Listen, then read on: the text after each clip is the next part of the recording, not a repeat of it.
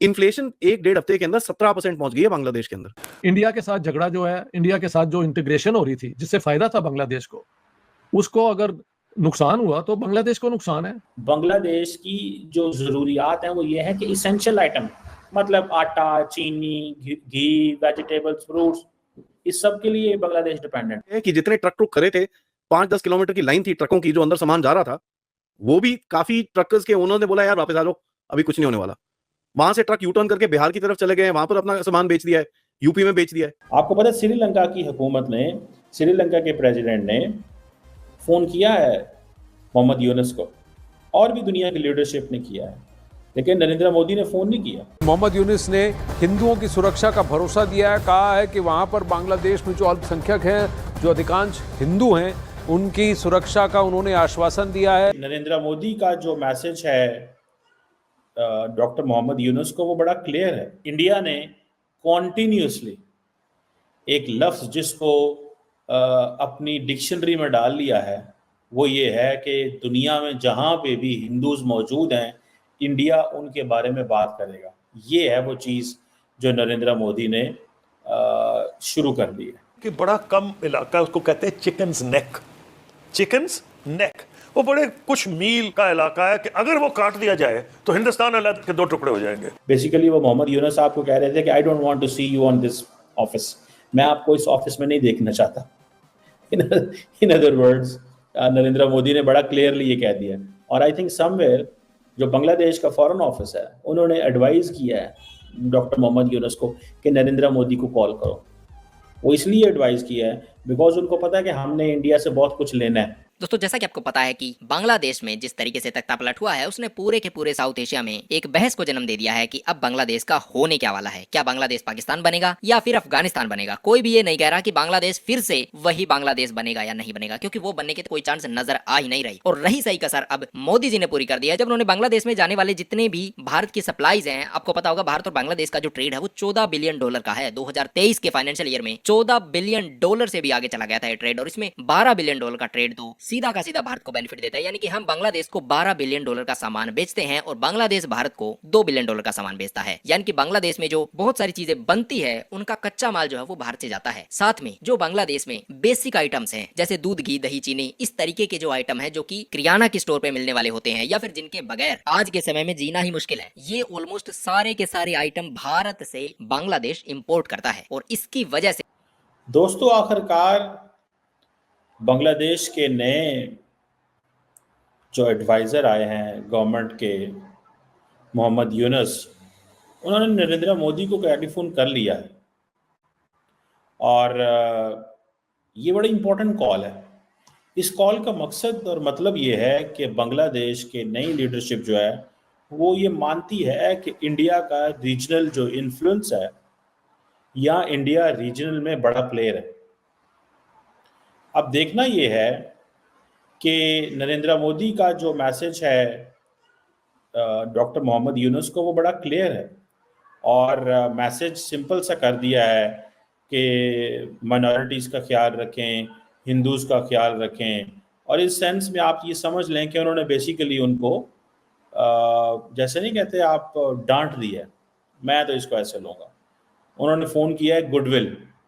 ये फ़ोन नरेंद्र मोदी को करना चाहिए था, लेकिन उन्होंने नहीं किया। आपको पता है श्रीलंका की हुकूमत ने, श्रीलंका के प्रेसिडेंट ने फ़ोन किया है मोहम्मद यूनुस को, और भी दुनिया की लीडरशिप ने किया है, लेकिन नरेंद्र मोदी ने फ़ोन नहीं किया। फ़ोन किया है और उन्होंने यही कहा है कि जी हम जो केयर टेकर गवर्नमेंट है उसे इंडिया की कंप्लीट सपोर्ट देते हैं, और हम ये समझते हैं कि बांग्लादेश अपने अवाम के लिए, लोगों के लिए सही फैसले करेगा, जो मोटे मोटे लफ्ज़ होते हैं। लेकिन इंडिया ने कॉन्टीन्यूसली एक लफ्ज़ जिसको अपनी डिक्शनरी में डाल लिया है, वो ये है कि दुनिया में जहाँ पे भी हिंदूज़ मौजूद हैं, इंडिया उनके बारे में बात करेगा। ये है वो चीज़ जो नरेंद्र मोदी ने शुरू कर दी है। और ये आप देख लें, बांग्लादेश हो, अफ़गानिस्तान हो, और भी कोई मुल्क जहाँ पे दुनिया में होते हैं, अमेरिकन्स हों, उसके बाद ऑस्ट्रेलिया हो, बरतानिया हो, इंडिया बड़ा खुल खिला के इसके ऊपर जो है वो बात करता है। अब देखना ये है कि असल में डॉक्टर यूनुस कहना क्या चाहते हैं, क्योंकि एक तरफ ये भी मसला बन गया है कि शेख हसीना वाजद जो है उनके बारे में या उनके खिलाफ बांग्लादेश के एक इंटरनेशनल ट्रिब्यूनल है उसमें क्राइम्स अगेंस्ट ह्यूमैनिटी और जेनोसाइड के जो केसेस हैं वो दाखिल कर दिए गए हैं। और सुनने में आ रहा है कि बांग्लादेश जो है वो एक्स्ट्राडिशन की बात कर सकता है। ज़ाती तौर पे अगर मैं भारत में होता, अगर मैं भारत की लीडरशिप में होता, मैं भारत का मिनिस्टर फॉर एक्सटर्नल अफेयर होता या भारत का वज़ीर आज़म होता, तो मैं कभी भी शेख हसीना वाजद को वापस ना भेजता। उसकी वजह यह है कि आपकी सारी की सारी क्रेडिबिलिटी जो है वो चली जाती। आखिरकार बांग्लादेश के नए जो एडवाइज़र आए हैं गवर्नमेंट के, मोहम्मद यूनुस, उन्होंने नरेंद्र मोदी को टेलीफोन कर लिया है और ये बड़ी इम्पोर्टेंट कॉल है। इस कॉल का मकसद और मतलब ये है कि बांग्लादेश के नई लीडरशिप जो है वो ये मानती है कि इंडिया का रीजनल जो इन्फ्लुएंस है या इंडिया रीजनल में बड़ा प्लेयर है।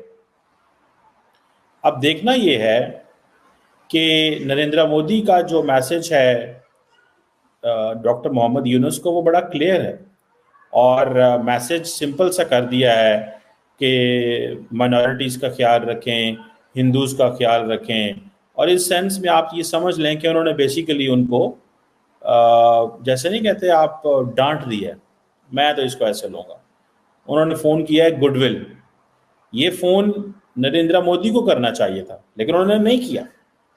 आपको पता है श्रीलंका की हुकूमत ने, श्रीलंका के प्रेसिडेंट ने फ़ोन किया है मोहम्मद यूनुस को और भी दुनिया की लीडरशिप ने किया है, लेकिन नरेंद्र मोदी ने फ़ोन नहीं किया।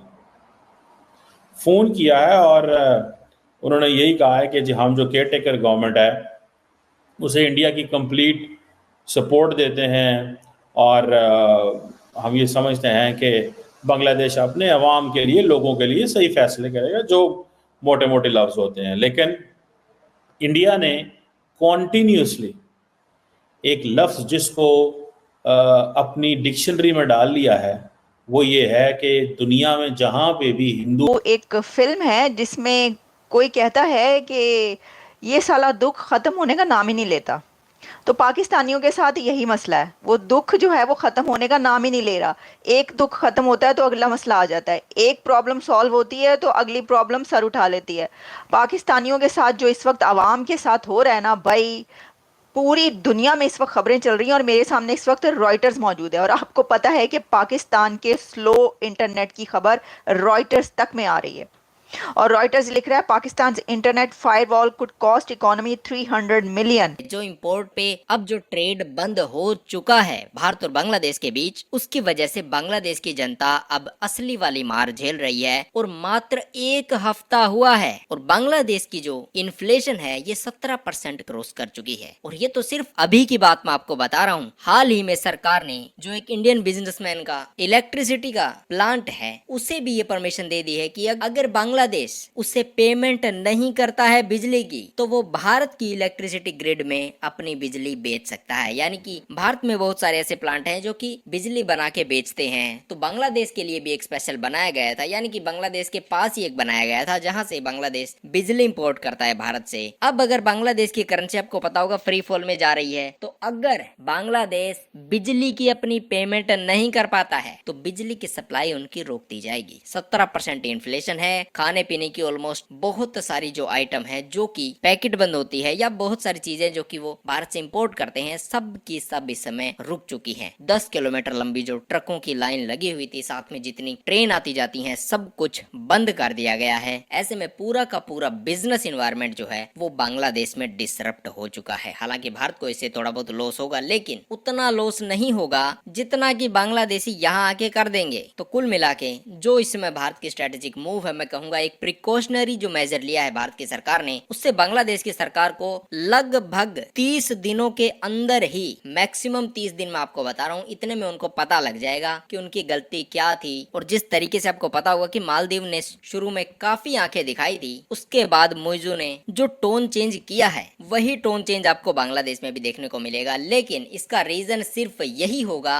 कि अब उनका काम भारत के बगैर चल नहीं रहा, दैट्स इट। इसके अलावा इसका और कोई रीजन नहीं होगा। तो ऐसे में भारत को भी सिर्फ अपने मतलब की बात देखनी चाहिए, सिर्फ अपने मतलब के लिए ही इनसे संबंध रखने चाहिए और अपनी शर्तों पर इनसे संबंध रखने चाहिए। ऐसे में जो भारत के अमृतकाल के नेता हैं, लगता नहीं कि वो अच्छा नेतृत्व भारत को दे पा रही हैं, पर जो सिचुएशन इस समय बनती नजर आ रही है, लगता नहीं कि वो 2-2.5 साल से पहले देश को छोड़ के जाने वाले हैं।